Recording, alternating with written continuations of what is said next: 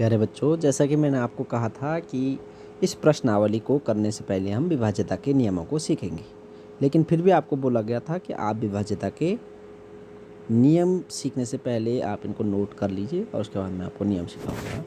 तो यही मैं आपको विभाज्यता के नियम सिखाऊंगा। विभाज्यता के नियम में हम सीखेंगे 2 से विभाज्यता का नियम, 3 से विभाज्यता का नियम, 4 से विभाज्यता का नियम, 5 से विभाज्यता का नियम, 6 से विभाज्यता का नियम, 8 से विभाज्यता का नियम, 9 से विभाज्यता का नियम, 10 से विभाज्यता का नियम, 11 से विभाज्यता। इसके लिए आपको ज़रूरत पड़ेगी कि सम संख्या क्या होती है और विषम संख्या क्या होती है। इकाई, दहाई, सैकड़ा और हज़ार। खास तौर पे इकाई, दहाई, सैकड़ा 3 अंकों का आपको ज्ञान होना अति आवश्यक है कि ये प्लेस कौन होते हैं। इकाई का स्थान, दहाई का स्थान और सैकड़े का स्थान कौन सा होता है, आपको सबसे पहले इसको जानना जरूरी है। तो सम संख्याएं किसे कहते हैं? वे सभी संख्याएं सम संख्याएं कहलाती हैं जो 2 से विभाज्य होती हैं। विषम संख्याएं किसे कहते हैं? वे सभी संख्याएं विषम संख्याएं होती हैं जिनमें 2 का भाग नहीं जाता है। फिर दूसरे शब्दों में हम कह सकते हैं सम संख्याएं वो होती हैं जिनका इकाई का अंक 0, 2, 4, 6 व 8 होता है। इनमें से कोई ना कोई शब्द, यदि कोई अंक जो है किसी संख्या का इकाई का अंक होगा तो वो सभी सम संख्याएं कहलाएंगी। बाकी विषम संख्या किसे कहते हैं? जिनका इकाई का अंक 1 हो जाए, 3 हो जाए, 5 हो जाए, 7 हो जाए और 9 हो जाए। जिन संख्याओं के इकाई का अंक 1, 3, 5, 7 और 9 होती है वो विषम संख्याएं कहलाती हैं। हम दूसरे शब्दों में ऐसा कह सकते हैं। अब इकाई का अंक किसे कहते हैं भाई? तो इकाई, यदि मैं किसी संख्या को लिखूं तो उसमें इकाई दहाई क्या होती है? जैसे मैंने लिख दिया 4, 6, 3, 2, तो इकाई का प्लेस कौन सा है? ये होता है इकाई। तो ये वाला 2 दिखा है यहाँ पे, ये 1th प्लेस हो गया इकाई का प्लेस। और ये 3 जो 3 लिखा है ये है 10th प्लेस, दहाई का अंक। और ये हो गया 100 यानी सैकड़ा। और ये हो गया 1000, ये 1000 प्लेस हो गया। ठीक है, यानी इकाई, दहाई, सैकड़ा, हज़ार। अभी मैं इकाई के अंक की बात कर रहा हूँ तो इकाई का अंक है ये। इस इकाई के अंक के बारे में हम बात कर रहे हैं। यानी 2 से विभाज्यता के नियम के लिए इस इकाई के अंक को हम चेक करेंगे। अब ये सम हो सकता है या विषम हो सकता है। यदि ये सम होगा तो 2 से विभाज्य होगा और विषम होगा तो 2 से विभाज्य नहीं होगा संख्या। अब यहाँ पे हम इसको उदाहरणों के द्वारा, जैसे यहाँ पे आपके पास प्रश्न है 128। 128 का इकाई का अंक क्या है भाई? 0 है, 2 है, 4 है, 6 है या 8 है। इनमें से कुछ ना कुछ होगा। तो यहाँ पे दिखाई दे रहा 8 है, तो 8 है। यदि इनमें से दिखाई देगा तो ये 2 से विभाजित है। तो यहाँ पे ये 2 से विभाजित है, देखो हाँ लिखा हुआ है। और अब देखेंगे हम 990, दूसरा लिखा है 990। इसका इकाई का अंक क्या है भाई? इकाई का अंक चेक करेंगे। जैसे इसका इकाई का अंक चेक करा, इसका ऐसे इकाई का अंक क्या है? 0 है। 0 यहाँ पे दिखाई दे रहा है, यानी ये 2 से विभाजित होगा, ये 2 से विभाजित होगा। अब फिर है 1586, 1586, इकाई का अंक 6 है जो यहाँ पे दिखाई दे रहा है, तो ये भी 2 से विभाजित होगी पूरी संख्या। यदि ये संख्या 2 से विभाजित है तो इसका मतलब ये भी पूरी 2 से विभाजित हो जाएगी। अब हम नेक्स्ट देख रहे हैं, यहाँ पे है 275। अब मैंने किस में से चेक करना है? 0, 2, 4, 6 और 8 में से होना चाहिए। अब यहाँ पे इकाई का अंक ये वाला है। क्या यहाँ पे इनमें से कोई संख्या है? ये नहीं है, नहीं है। तो यानी इसका मतलब ये 2 से विभाजित नहीं है। 275 वाला क्या है? 2 से विभाजित नहीं है। फिर यहाँ पे लास्ट में देखो इसी प्रकार 6 है, 0 है, 4 है, 6 है, 0 है, 9 है। ये लास्ट में 9 वाला फिर से किससे विभाजित नहीं होगा? 2 से विभाजित नहीं होगा। मुझे उम्मीद है कि आपको 2 से विभाज्यता का नियम आ गया होगा। अब इस पूरे प्रश्न को आप कर लेंगे। जैसे वैसे तो मैंने इसको सॉल्व कर रखा है आपके लिए, फिर भी यहाँ पे लिखा हुआ है ये नहीं और हाँ का कारण मैंने आपको बता दिया है, क्योंकि प्रश्न में हाँ और ना लिखना है तो इसलिए आपने ऐसे लिखा। फिर हम क्या करेंगे? अब 3 से विभाज्यता का नियम सीखेंगे। किससे सीखेंगे? 3 से विभाज्यता का नियम। 3 से वे संख्याएं विभाजित होती हैं जिनके अंकों का योग 3 से विभाज्य होता है। अब 3 से विभाजित होने वाली संख्याएं क्या क्या हैं भाई? पहले ये समझो। 3 से विभाजित होने वाली संख्याएं 3 के पहाड़े होंगे, यानी वो 3 स्वयं होगा। 6, 9, 12, 15 यानी 3 के पहाड़े आप पढ़ते रहेंगे। यदि संख्या के अंकों का योग 3 के पहाड़े में आ गया तो हम बोलेंगे वो 3 से विभाजित है। जैसे अब यहाँ पे हम फिर उदाहरण से समझेंगे इसको। 3 से विभाजित का नियम क्या है? यदि किसी संख्या के अंकों का योग 3 से विभाजित हो तो वो पूरी संख्या 3 से विभाजित हो जाता है। अब देखो कैसे, इसको बाय उदाहरण हम समझने का प्रयास करेंगे। 128 यहाँ पे पहला है, ये पहला ही सवाल है 128। क्या ये 3 से विभाजित होगा? तो हमें तो ये तो 3 को इसको पूरा भाग देना है। लेकिन नियम क्या है? नियम है कि इसके ये संख्या है 128 एक संख्या है, इसमें कितने अंक हैं? 3 अंक हैं। कौन कौन से? 1, 2 और 8। मैंने बोला इन संख्याओं को आपने क्या करना है? जोड़ना है। इन संख्याओं को क्या करना है? आपने जोड़ना है। वो कैसे? देखो 8 में 2 जोड़ा 10, 10 और 1 11, 11 हो गया। क्या 3 के पहाड़े में आता है 11? देखो 3 1 जा 3, 3 2 जा 6, 3 3 जा 9, 3 4 जा 12। 9 और 12 आया लेकिन 11 नहीं आया बीच में, तो इसका मतलब ये 3 के पहाड़े में नहीं आया। तो इसका मतलब ये हुआ ये पूरा 3 के पहाड़े में नहीं आएगा। ठीक है, अब हम अगली संख्या पे और देखेंगे। यहाँ पे दूसरी संख्या लिखी है 990, 990। तो इसके ये एक संख्या है, इसके अंक कौन कौन से हुए बताइए? तो इसके अंक हैं 9, 9 और 0। इन संख्याओं इस संख्या के इन अंकों को हमने क्या करना है? जोड़ना है। किसके लिए? 3 से विभाज्यता के नियम के लिए। 2 के लिए तो हमने केवल इसको चेक करा, लेकिन 3 के लिए हमने इनको जोड़ना है। कितना होगा? 9 और 9 18 हो गया। 18 में 0 जोड़ो तो कितना हो गया? 18 रहेगा। क्या 3 के पहाड़े में 18 आता है? तो अब देखते हैं। 3 6 जा 18, 3 छक्के 18, 6 बार में पहाड़े में आ रहा है। ये 6 से हमें कोई लेन देन नहीं, यानी इसको 3 के पहाड़े में आना चाहिए। तो ये 3 के पहाड़े में आ गया, तो इसका मतलब इसमें 3 का भाग जाएगा। इस पूरी संख्या में 3 का भाग जाएगा। क्लियर? फिर हम सीखेंगे एक और उदाहरण, एक और प्रश्न कर लेते हैं।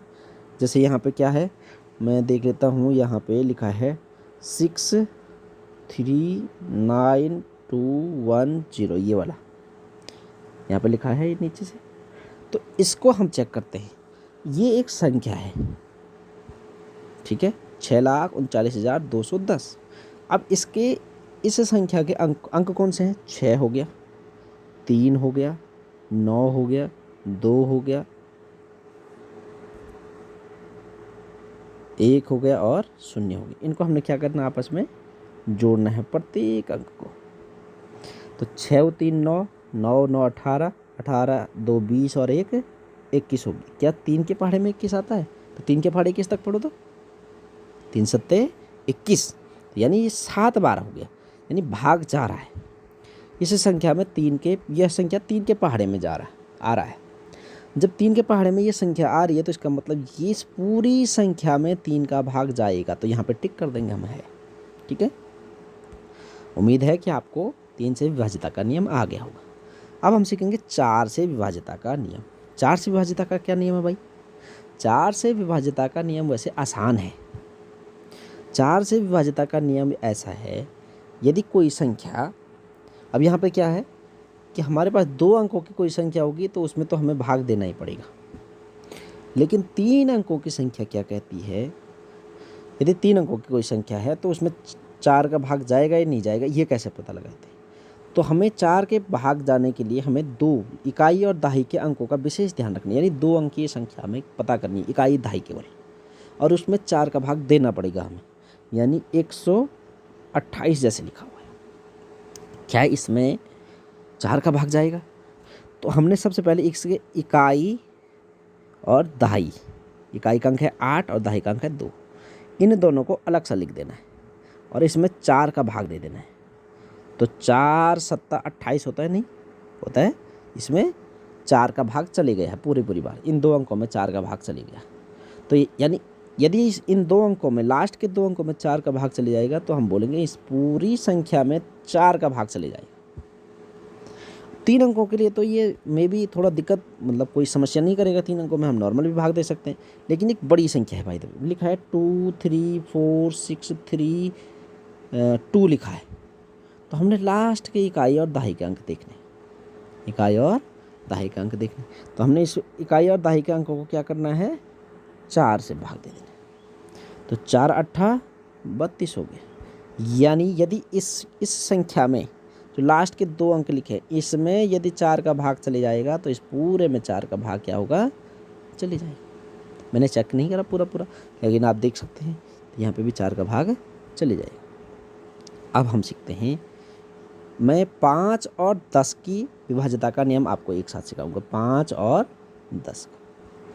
पहले 5 के बारे में पढ़ते हैं। 5 से केवल उन संख्याओं, 5 का भाग केवल उन संख्याओं में जाता है जिनका इकाई का अंक की बात करी मैंने, लाइन वंस प्लेस की बात करी। जैसे वंस प्लेस की बात करी तो इसका मतलब क्या होता है, जैसे मैंने लिखा 4 6 3, इसका वंस प्लेस 3 है। तो 5 का भाग केवल उन संख्याओं में जाता है जिनका इकाई का अंक या तो 0 हो या तो 5 हो। तो इसका तो 5 नहीं है भाई, तो इसमें अभी क्या होगा, 463 में 5 का भाग नहीं जाएगा, बशर्ते कि इसमें यहाँ पीछे 5 लिख दिया मैंने, 4635, तो इसमें 5 का भाग अब चले जाएगा। बाई द वे इस 5 की जगह मैंने लिख दिया 7 7 7, अभी तो नहीं जाएगा, लेकिन मैंने यहाँ 0 लिख दिया लास्ट में, तो यहाँ पे क्या हो जाएगा, 5 का भाग चले। यानी 5 का भाग उन संख्याओं में जाता है जिनका इकाई का अंक, हमने सिर्फ इकाई का अंक देखना, और इकाई का अंक वो भी क्या होना चाहिए, 0 और 5। ठीक है। अब 10 का तो और आसान है। 10 का विभाज्यता का नियम क्या है, 10 से वे संख्याएं विभाजित होती हैं जिनका इकाई का अंक एक शून्य हो जाए बस। यहाँ पे शून्य के अलावा कोई संख्या नहीं होनी चाहिए। जैसे 2, ऐसे 1 2 लिख दिया मैंने, यहाँ पीछे से 0 हो जाए तो ये इसमें चले जाएगा, एक और हो जाए तभी भी चले जाएगा, क्योंकि हमने तो लास्ट अंक देखना है। जैसे 7 3 2 0 लिखा है तो इसमें भी 10 का भाग चले जाएगा। ठीक है। अब यहाँ पर हम देखेंगे क्या 1, यहाँ पे एक संख्या लिखी हुई है, क्या लिखा है, 1586, ये वाला हम देख रहे हैं 1586। इसका इकाई का अंक कितना है, 6। ना तो ये 0 है ना ही 5 है, तो इसका मतलब इसमें 5 का भाग भी नहीं जाएगा और ना ही 10 का भाग जाएगा, दोनों का भाग क्या होगा, नहीं जाएगा इसमें। ठीक है। अब इसके बाद हम सीखेंगे 6 से विभाज्यता का नियम। 6 से विभाज्यता का नियम बड़ा आसान भी है और थोड़ा टफ भी है। 6 बराबर क्या होता है, 2 गुणा 3, 2 3 6 होता है। यानी वे संख्याएं जो 2 और 3 से पूरी बार विभाजित होती हैं, 2 और 3 से पूरी बार विभाजित होते हैं, वही 6 से विभाजित होती है। जैसे 128 2 से विभाजित है और 3 से विभाजित नहीं है, यानी एक सही है एक गलत है। अब 6 से विभाजित हम चेक करेंगे तो यदि एक सही एक गलत है तो यहाँ पे भी हम 6 से विभाजित नहीं बोलेंगे इसको, क्योंकि वो 2 से भी होना चाहिए 3 से भी होना चाहिए, किसी एक से नहीं, दोनों से होना चाहिए। जैसे आगे मैं बता दूं 990 है, जैसे ये 2 से भी विभाजित है, 2 से और 3 से भी विभाजित है। अभी हमने चेक करा था 2 से भी है और 3 से भी, 2 पे भी टिक आया है और 3 पे भी सही कर दिया हमने, यानी 6 से भी इसमें भाग जाएगा।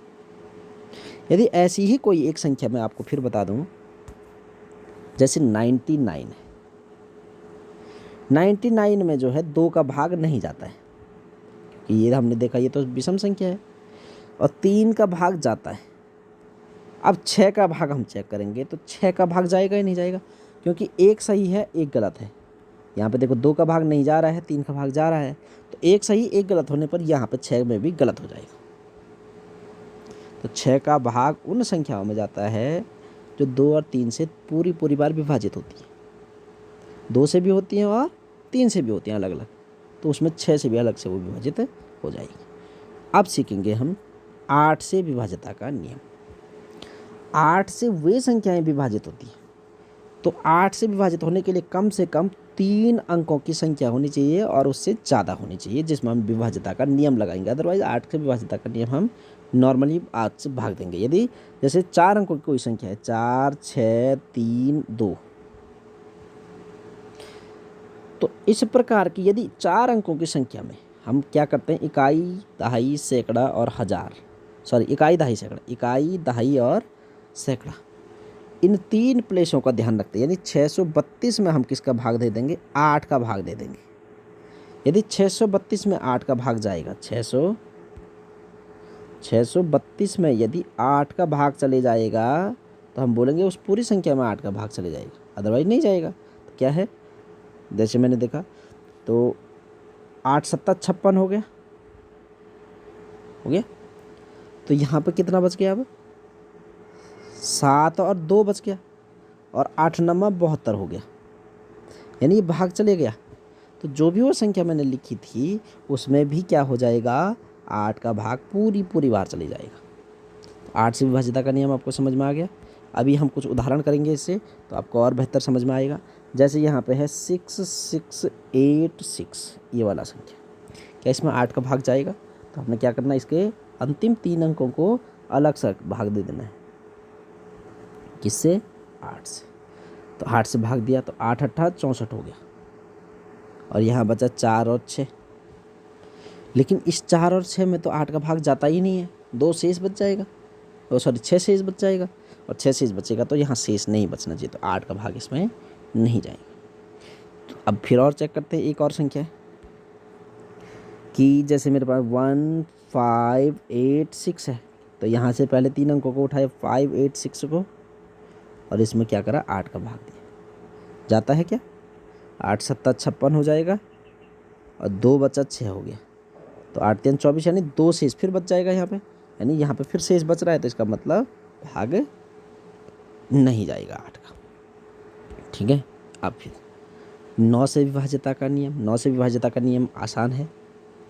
यदि किसी संख्या के अंकों का योग 9 के पहाड़े में आ जाए, 9 के पहाड़े में आ जाए, 9 से विभाज्य हो जाए, जैसे 3 में था, तो अब यहाँ 9 से विभाजित हो जाए, तो वो संख्या पूरी पूरी 9 से विभाजित हो जाएगी। जैसे 1 2 8, तो इसके अंकों को जोड़ना है हमने, तो ये तो 11 होते हैं। 11 तो 9 के पहाड़े में नहीं आता है, 9 के पहाड़े में क्या होता है, वो नहीं आता है भाई। 9 के पहाड़े में 11 नहीं आता, 9 कम 9 दूनी 18 हो गया, तो 18 हो गया, तो 11 तो आया ही नहीं, तो इसका मतलब ये संख्या 128 जो है 9 से विभाजित नहीं है। फिर हम सीखेंगे कि जैसे मेरे पास है 2 7 5, तो इनको क्या करा, 2 + 7 + 5 कर दिया हमने, 7 5 12 2 14। 14 तो भी 9 के पहाड़े में नहीं आता है, तो इसलिए ये पूरी पूरी संख्या 9 से विभाजित नहीं होगी। क्लियर। अब फिर हम सीखेंगे जैसे और क्या है, जैसे यहाँ पे लिखा 6 6 8 6, इनको जोड़ेंगे 6 + 6 + 8 + 6 करेंगे हम, वो कितना हो जाएगा, 6 6 12 18, और 18 में 8 जोड़ेंगे तो 26 हो जाएगा। 26 जो है 9 के पहाड़े में नहीं आता, 9 के पहाड़े पड़ेंगे तो 9 3 27 होता है, 26 नहीं होता है, तो इसका मतलब ये हुआ कि इसमें भी 9 का भाग नहीं जाएगा। 9 से विभाज्यता आपको समझ में आ गई होगी, ऐसे मैं उम्मीद करता हूँ। 10 से विभाज्यता मैंने आपको पहले ही समझा दी है। 10 का भाग उस संख्या में जाता है, जैसे यहाँ पे लिखा है, इसमें इस जहाँ पे ये शून्य लिखा है, इसमें 10 का भाग जाएगा, और इसमें 10 का भाग जाएगा, और इसमें 10 का भाग जाएगा, ये 90 वाले में। बाकी किसी में भी 10 का भाग इसमें नहीं जा पाएगा। यहाँ पे बाकियों में सब में नहीं आ जाएगा, तो लिखा हुआ है यहाँ पे, जहाँ पे हाँ है वो केवल हाँ लिखा है, वो समझ में आ गया होगा। 11 से विभाज्यता। 11 से विभाज्यता कुछ थोड़ा सा अलग है, जैसे 1 2 8, अल्टरनेट नंबर को चेक करना है, 1 और 1 के बाद इसको छोड़ देना है, इधर चले जाना 8, इन दोनों को जोड़ा, 1 और 8 को जोड़ा, माइनस जो ये संख्या है इसको जो है क्या कर देना, घटा देना है 2। तो 8 1 9 में से 2 गया, कितना बच गया भाई, 7। तो क्या 7 में 11, अब यहाँ पे भी सेम है, 11 का भाग उन संख्याओं में जाता है कि उनके अल्टरनेट नंबरों को आगे से पीछे की तरफ जोड़ते हुए और पीछे से आगे की तरफ जोड़ते हुए, बचे हुए पीछे से आगे जोड़ते हुए उनका अंतर ज्ञात करके 11 के पहाड़े में आना चाहिए। ये तो नहीं आया 11 के पहाड़े में 7, तो इसी पूरी संख्या में 11 का भाग नहीं जाएगा। किस में जाएगा, देखो भाई 9, यहाँ पे दूसरा है 990 में जाएगा नहीं जाएगा, ये चेक करना है। तो क्या करना है, 9 में ये 0 जोड़ना है, 9 में क्या करना है, 0 जोड़ा, तो कितना हो गया 9, और जो ये बचा है 9, इसको हमने क्या करना है, घटाना है, तो 0 हो गया। क्या 0 11 के पहाड़े में आता है, हाँ, 11 × 0, 11 शून्यम 0, तो ये इसका मतलब ये जो है हमारे पास क्या होगा, 11 से विभाजित होगा। ठीक है। अब फिर और जैसे हमारे पास कोई और संख्या हो, जैसे वो है 275 को चेक करते हैं भाई। 275 को तो यानी 2 और 5 को जोड़ेंगे हम तो 2 और 5 कितना होता है 7, और इसमें से क्या करना है इस 7 को घटा देना है। 7 में से 7 गया 0, तो 0 में तो फिर 0 11 के पहाड़े में आता है, यानी इसमें भी 11 का भाग जाएगा। और यदि हम बोले तो जैसे मैं इसको बड़ी संख्या को देख लेता हूँ एक बार, 6 3 9 2 1 0। अब ये मैं इसलिए बता रहा हूँ कि अभी तीन वाली संख्या ही नहीं है, इसमें और भी संख्या है, तो इनको कैसे करना। तो 6 में हम 9 जोड़ेंगे और 9 में 1 जोड़ेंगे हम। अब ये छूट रहा है, छूटने दो उसको। तो 6 में 9 को जोड़ दिया और 9 में 1 को जोड़ दिया, 9 1 10 6 16 हो गया। अब देखो बची हुई संख्याएं क्या है, 3 2 और 0, 3 2 और 0 को भी जोड़ देना आपस में। तो 3 2 5 हो गए, और इनको आपस में क्या कर देना है, जो लास्ट में योग आ रखा है उनको घटा देना। उनको क्या कर देना है, घटा देना। 16 में से 5 को घटा दिया तो कितना बचा 11, 11 कम 11, यानी 11 के पहाड़े में 11 आता है, इसलिए ये संख्या 11 से विभाजित होगी। ठीक है, तो इस प्रकार से आपने ये सारा विभाज्यता का नियम सीख लिया है। आप इन प्रश्नों को करते रहेंगे। ठीक है, आप इन सभी प्रश्नों को करने का प्रयास करेंगे। 4 से विभाज्यता का नियम यहाँ पे लगाना है, यहाँ पे 4 से विभाज्यता का नियम, यहाँ पे 6 से विभाज्यता को आपने चेक करना है। और जैसे यहाँ पे बोला जांच कीजिए नियमों द्वारा ज्ञात कीजिए कि क्या 11 से विभाजित है। तो 11 से विभाज्यता का नियम यहाँ पे मैंने अभी सिखाया आपको, और सेम तरीके से लिखा रखा है, इनका अंतर ज्ञात करना सिखाया। तो आपने इसको इस प्रकार से करना है। ठीक है, आगे जैसे रिक्त स्थान भरने हैं, निम्नलिखित में रिक्त स्थान सबसे छोटा अंक सबसे बड़ा अंक लिखिए जो 3 से विभाजित होगा। तो 3 से विभाजित होने के लिए सबसे छोटा अंक और सबसे बड़ा अंक कितना हो सकता है, तो वो आपने लिखना है। ठीक है, जैसे इनको हमने कैसे लिखते हैं, इनको हम जोड़ेंगे।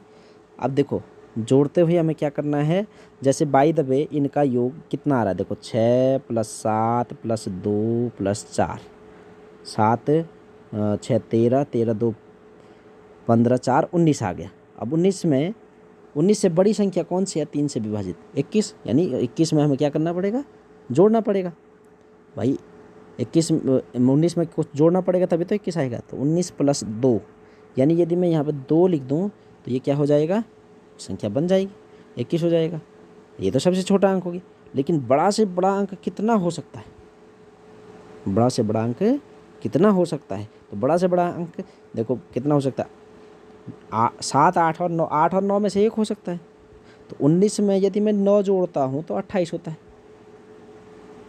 ठीक है, और 8 जोड़ूंगा तो 27 हो जाएगा, तो 8 हो जाएगा बड़ा से बड़ा अंक। तो इस प्रकार से मैंने इसको सॉल्व कर रखा है आपको, आप इनको इस प्रकार से करते रहेंगे।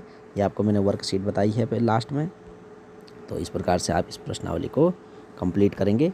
आशा और उम्मीद करता हूँ कि आपको समझ में आया होगा। Thank you. खूब सारी मेहनत कीजिए, अपने पेरेंट्स को थोड़ा साथ में लीजिए। पेरेंट्स लोगों से भी मेरा आग्रह रहेगा कि आप बच्चों की ज़रूर हेल्प कीजिए और इन वीडियो के माध्यम से बच्चों को समझाने का और समझने का प्रयास कीजिए। Thank you.